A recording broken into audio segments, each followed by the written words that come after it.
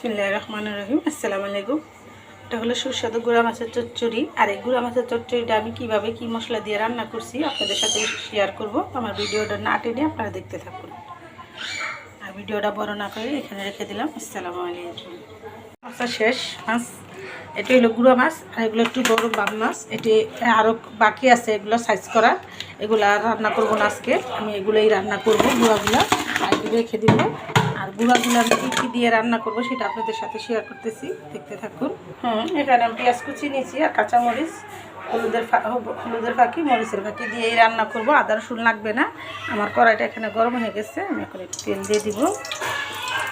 গুঁড়া মাছ রান্নতে বেশি লাগে না। আমি এখানে পেঁয়াজ কুচিটা নিয়েছি, এটা দিয়ে রান্না করবো। রান্নার সময় আমি সবসময় চুলার আঁচটা কমিয়ে রান্না করি আর আপনাদের সাথে শেয়ার করি। আপনারাও চুলার আঁচ কমিয়ে রান্না করবেন আর সাবধানতা অবলম্বন করবেন।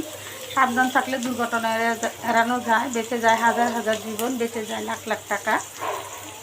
আর চুলা থেকে সবসময় দূরে সরে রান্না করবেন। আমি এটা সতর্কবাণী দিয়ে থাকি, আমার সতর্কবাণী মেনে চলবেন। আমি নিজে সাবধান, আপনাদেরকে সাবধান করবেন। এখানে আমি হাফ চামচ হলুদের ফাঁকি দিয়ে দিব, আর দিয়ে দিব হাফ চামচ মরিচের ফাঁকি। আর হাফ চামচ মরিচের ফাঁকির সাথে আমার এটার সাথে ধনে জিরা, তারপরে তেজপাতা সব মশলা দেওয়া আছে। তার জন্য আমার এটা হাফ চামচ দিলেও হয় না। তারপর আমি শুকনো মরিচ একটু কম খাই, তার জন্য একটু কম দিই। একটু পানি দিয়ে দেবো। আর এই মশলাটা ভালো করে 5 মিনিট কষিয়ে রান্নাটা করতে হবে। মশলাটা 5 মিনিট কষিয়ে আপনাদের সাথে ফিরে আসছি, দেখতে থাকুন। 5 মিনিট পর দেখেন আমার মশলাটা কষা হয়ে গেছে। আমি সবসময় চুলার আঁচ কমিয়ে রান্না করি আর আপনাদেরকে সতর্ক করি। আমার সবসময় রান্নার সময় দেখবেন আমার চুলার আঁচটা কমানো থাকে।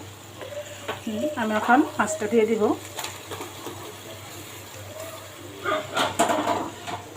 এই গুঁড়া মাছ এরকম করে চচ্চড়ি করে রান্না করতেই ভালো, আর খেতেও খুব ভালো। এরকম গুঁড়া মাছ চচ্চড়ি করা। এটা হলো দেশাল মাছ। দেশাল মাছটা যত মশলা দিয়ে একটু চচ্চড়ি করা মাখা করে রান্না করবেন, খেতে অনেক সুস্বাদু হয়। আর এই রান্নাতে আমি কী মশলা উপকরণ কীভাবে রান্নাটা করলাম আপনাদের সাথে পুরোটাই স্টেপে শেয়ার করলাম। আমার ভিডিওটা না টেনে পুরোটাই দেখবেন আর এরকম সুস্বাদু রান্না করে খাবেন। আর ভিডিওটা ভালো লেগে থাকলে অবশ্যই একটা লাইক, একটা কমেন্ট, একটা শেয়ার করে দেবেন। আর এই রান্নাটা আমি আরও 5 মিনিট করব, ফিরবো 5 মিনিট পর।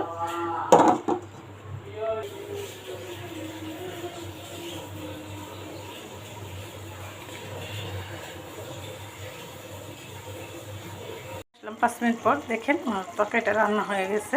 আর এরকম গুঁড়া মাছের চচ্চড়ি অনেকেরই পছন্দ।